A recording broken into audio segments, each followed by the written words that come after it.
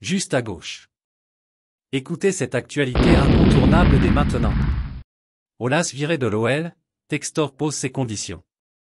Mais avant que je partage cette nouvelle avec vous, abonnez-vous à ma chaîne pour ne manquer aucune actualité de première main sur l'Olympique lyonnais.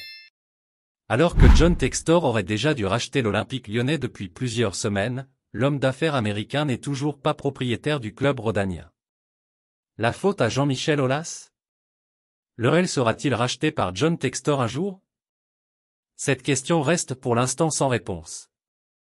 Reportée à 3 reprises, la vente OL aurait dû être officialisée le 17 novembre dernier, mais celle-ci n'a toujours pas été validée. D'après la version officielle, la signature du deal a juste été repoussée le temps que John Textor fournisse un document de la Premier League, où l'Américain est actionnaire de Crystal Palace. Sauf que la réalité est tout autre. Déjà parce que cette histoire de papier est caduque, selon les informations de Romain Molina, pour qui Textor n'est pas la bonne personne pour racheter Lyon.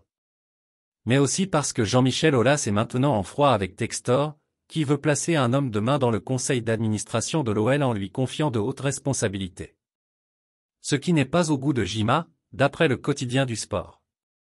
Un véritable bras de fer, entre Aulas et Textor. C'est toujours le rôle précis de Jean-Michel Aulas au sein de l'OL, pour les années à venir, qui freine la vente. Comme tout le monde le sait, il est prévu depuis le début que Jima reste à la tête du club jusqu'en 2025, avec un salaire très conséquent, on parle de 2 millions d'euros annuels.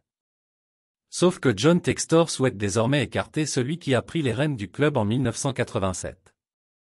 Une position qui a entraîné un véritable bras de fer entre les deux hommes, avec le risque de faire capoter la vente, peut-on lire sur le site spécialisé.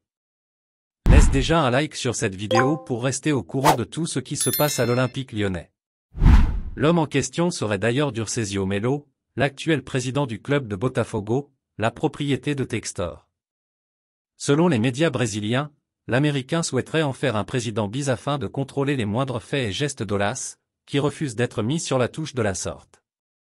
Autant dire que le processus de vente, entamé il y a maintenant 6 mois, est encore loin d'aboutir, vu qu'Aulas et Textor ne sont plus sur la même longueur d'onde.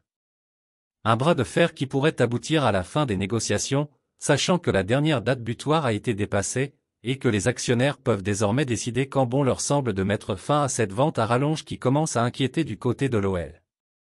Et puis, fan, quelle est ton opinion sur cette nouvelle? Laissez votre commentaire ci-dessous car votre avis est très important pour l'Olympique lyonnais. Avez-vous aimé le contenu? Laissez votre like et abonnez-vous à ma chaîne. Maintenant, je vous apporte une autre nouvelle fraîche de l'Olympique lyonnais pour vous. Merci.